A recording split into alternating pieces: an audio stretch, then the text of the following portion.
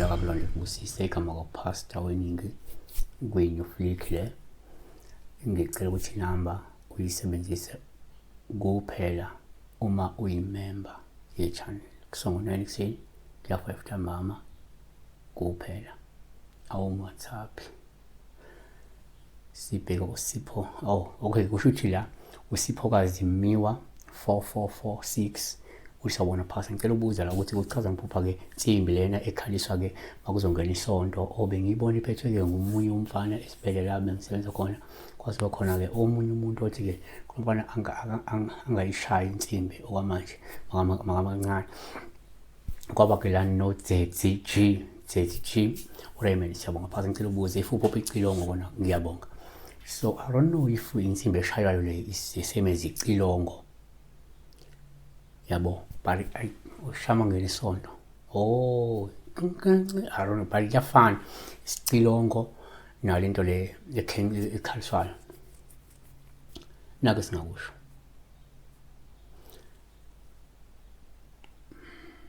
Number 1. Umuphupha kodwa la asibheke lo lecilongo noma lensimbi uma uyishaya wena. Sizoyenza la khona uyizwe ikhala njalo njalo. So number 1 ngokuqondile umuphupha icilongo uyafana lensimbi ncece kuwuphawu nje uma ulishaya icilongo olungasho ukuthi kungenzeka uyakhonjiswa ukuthi unesiphiwo sokubetha icilongo. Okay, khona ngenzeka abanye abantu baye bekhonjiswe kanjalo ukuthi hayi no wena yabona you can be a best ekushaya icilongo. So number 2 futhi umuphupha icilongo kuwuphawu uma ulishaya lungabe nje likhombe ukuthi kungenzeka uyakwazi ukuzikhulumela uzwakalisa umuzwa wakho kwabanye abantu. 3 kuyenzeka futhi umuphupha icilongo kuba uphawu luhle uma ulishaya olusho ukuthi kungenzeka awunaso isifuba khulumela safuthi unguvovo liyakhipha ngokaMathewu 6:2 ngakho ke nxa wabele isipho ungakhalisi icilongo phambi kwakho njengalokhu wenza abazenzisi emasenobhekeni asemgwaqweni. 4 kwesinye isikhathi uma uphupha icilongo kungawuphawu luhluma ulishaya nje olungakhomba ukuthi kungenzeka unobizo nogcobo lokukhuluma nokukhipha izexwayiso nemilayezo ebalulekile kwabanye abantu. Isaiah 58:1 memeza ngezwi elikhulu ungazibambi uliphakamise izinje ngecilongo utshela abantu bami iziphambeko zabo indlu kaJakobe izono zayo.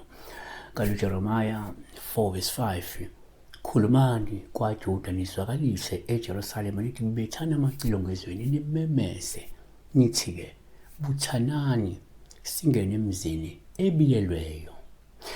Kanti ke futhi number 5 uma uphupha icilongo kungaba uphawu esingathatha njengoluhluma olushayo lungasho ukuthi kungenzeka uzoshumayela ummemezele imvuselelo ummemezele insindiso.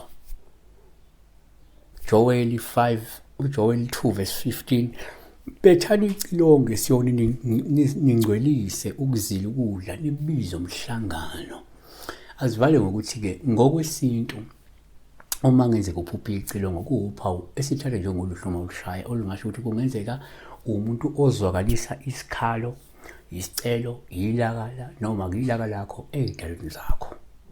Ngenzeka ivele nje